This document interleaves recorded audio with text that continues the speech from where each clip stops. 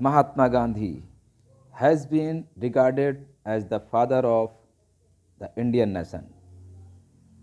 As we associate Garibaldi with the making of Italy, George Washington with the American War of Independence, and Ho Chi Minh with the struggle of free Vietnam from colonial rule.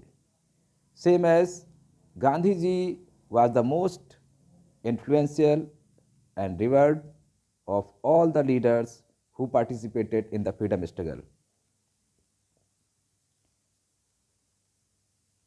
About this great leader of Indian history and Indian freedom struggle, we are going to start the journey of Mahatma Gandhi from South Africa to India and in India during the freedom struggle between 1915 to 1948 until his death.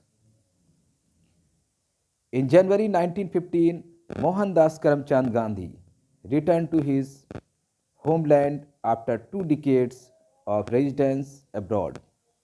These years had been spent for the most part in South Africa, where he went as a lawyer and in time became a leader of the Indian community in that territory.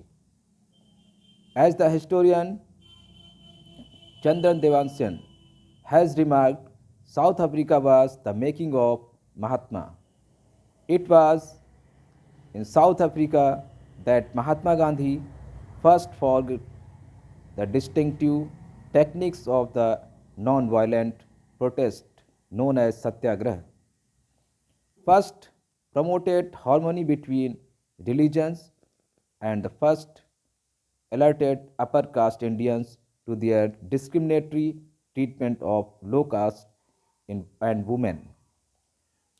In South Africa, Gandhi played a very crucial and important role for the freedom and demand of the human rights of non-whites against the whites. On those days, Afro African Negroes as well as the non-whites of the different parts of the world who were living in South Africa were badly treated by the whites. The whites were not giving any kind of right to these non-whites. There were the separate schools, buses, trains, playgrounds, and the streets were also divided for the whites and non-whites. Non-whites were not allowed to any kind of facilities which were reserved for the whites. The India that Mahatma Gandhi came back to in 1915 was rather different from the one that he had left in 1893. Although still a colony of the British, it was for more active in a political sense. The Indian National Congress now had branches in most major cities and towns. Through the Swadeshi movement of 1905 to 7, it had greatly broadened its appeal among the middle classes. That movement had thrown up some towering leaders, among them Bal Gangadhar Tilak of Maharashtra, Bipin Chandrapal of Bengal, and Lala Lajpat Rai of Punjab. The three were known as Lal, Bal, and Pal. The alliteration conveying the all India characters of their struggle, since their native provinces were very distant from one another, where these leaders advocated militant opposition to colonial rule. There was a group of moderates who preferred a more gradual and persuasive approach. Among these moderates was Gandhiji's acknowledged political mentor, Gopal Krishna Gokhale, as well as Muhammad Ali Jinnah, who, like Gandhiji, was a lawyer of Gujarati extraction trained in London. On Gokhale's advice, Gandhiji spent a year traveling around British India, getting to know the land and its peoples. His first major public appearance was at the opening of the Banaras Hindu University BHU in February 1916. Among the invitees to this event were the princes and philanthropists whose donations and contributed to the founding of the BHU. Also, peasants were important leaders of the Congress, such as Annie Besant.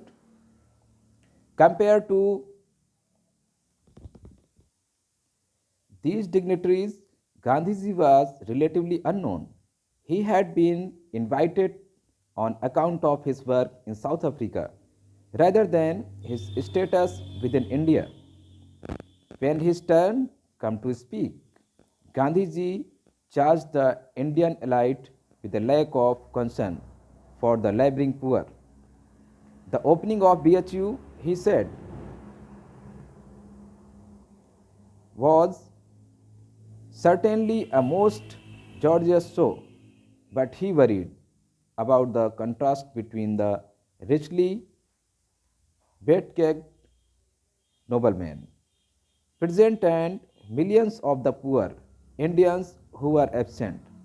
Gandhiji told the privileged invitees that there is no salvation for India unless you strip yourself of this jewelry and hold it in trust for your countrymen in India.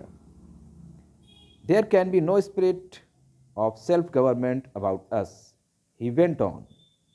If we take away or allow other to take away from the peasants almost the whole of the results of their labor, our salvation can only come through the farmer.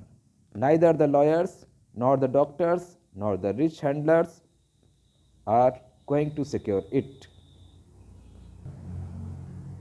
The opening of the BHU was an occasion for celebration, making as it did the opening of a nationalist university sustained by Indian money and Indian initiative, but rather than adopt a tone of self congratulation, Gandhiji chose instead to remind those present of the peasants and workers who constituted a majority of the Indian population, yet were unrepresented in the audience.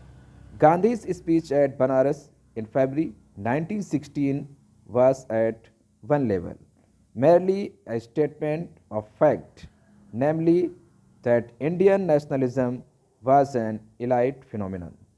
A certain of lawyers and doctors and landlords, but at another level, it was also a statement of intent, the first public announcement of Gandhiji's own desire to make Indian nationalism more properly representative of the Indian people as a whole.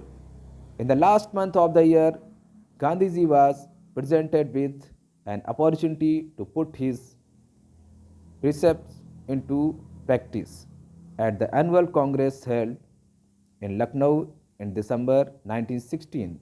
He was approached by a peasant from Champaran in Bihar who told him about the harsh treatment of the peasants by British indigo planters.